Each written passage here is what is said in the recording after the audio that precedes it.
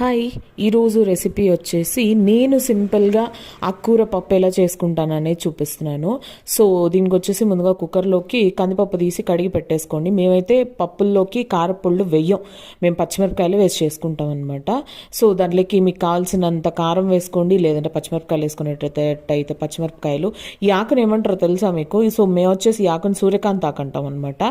ఆకు కట్ చేసి వేసేసుకొని దాంతోపాటు టొమాటోస్, కొంచెం పసుపు, ఉప్పు, సాంబార్ పొడి, చింతపండు వేసేసి తగినన్ని వాటర్ పోసి మూత పెట్టి కుక్కర్ పెట్టేసి ఒక 3 to 4 విజిల్స్ రానియండి. తర్వాత మొత్తం ఉడికిపోయిందని చూసిన తర్వాత వాటర్ అంతా వంపేసుకొని పప్పు కట్టు పెట్టి రుద్దేసుకొని దానికి తిరువాత పెట్టేసుకోవడమే అనమాట. ఒక చిన్న ప్యాన్ తీసేసుకొని అందులోకి ఆవాలు, జీలకర్ర, కొంచెం తెల్లగడ్డలు, ఎర్రగడ్డ తక్కువ వేసుకోండి, టేస్టీగా ఉంటుంది అనమాట.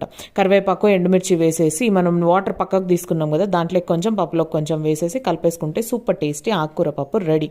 నా వీడియో కనుక నచ్చితే ప్లీజ్ లైక్, షేర్, అలాగే ఛానల్ని సబ్స్క్రైబ్.